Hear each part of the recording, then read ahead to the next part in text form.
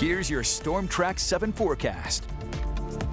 I'm Storm Track 7 meteorologist Joy Bettenhausen. We already had our first round of storms and we actually missed a good chunk of that, but we're waiting for our second round of storms. Threat trackers in the orange for that. That'll come later this evening through the overnight. Once the rain is done for Sunday, we're partly cloudy and cooler, but we do kick off the work week with, you guessed it, another round of showers and storms. Okay, people were asking, hey, where was that first round of storms? Well, it was actually just to our north, right across the state border of Minnesota. You can see plenty of storm reports here. A lot of it being wind damage, where either trees were brought down or some structures were damaged. Thankfully, I haven't seen any injuries from that, but we did miss out on this chance. Why did we miss out on the storms, though? We have to thank cloud debris from those storms. You can see kind of these thick white clouds that were pushed down from the north. And well, that's going to make the atmosphere a little bit more on the stable side, and a stable atmosphere and severe storms do not mix. So when storms are firing up near Mason City, they just couldn't hold their intensity as they were making its way eastward.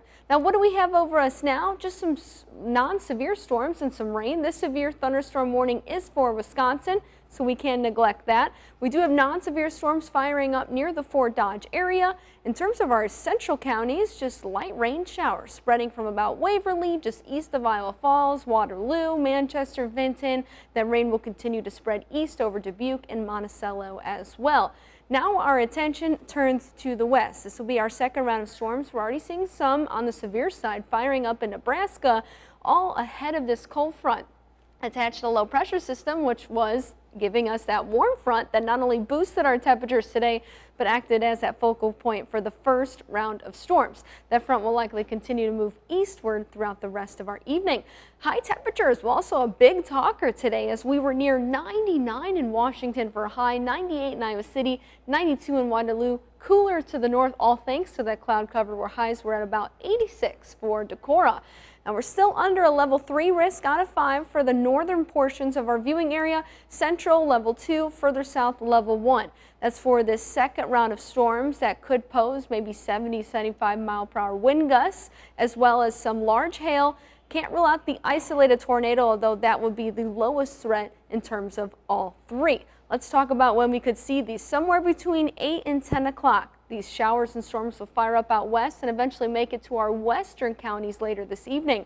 By midnight, likely these storms will continue and may be strong to severe. Notice they don't make all the way to our southern counties. Not expecting that severe weather threat to reach that far south, mainly the northern half of our viewing area here. And these will be fast movers. By 2 o'clock, severe weather threat should be done.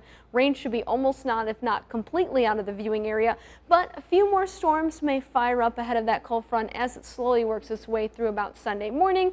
Not expecting these to be severe. Since these storms are happening overnight, you want to have multiple ways to receive the warnings. Whether you fall asleep to Channel 7, we'll break in right here if we have any severe warnings for you. You could download the Storm Track 7 weather app. Alerts get sent straight to your phone. Just make sure to turn the sound on. Or NOAA weather radio. That will definitely wake you up if you fall asleep overnight. Tonight, temperatures fall to about 70 degrees. It will be warm and humid, and we'll have the chance of showers and storms. Tomorrow, we are cooler with highs just in the low to mid 80s, and that will feel like quite a bit of relief after the hot and humid day we had today.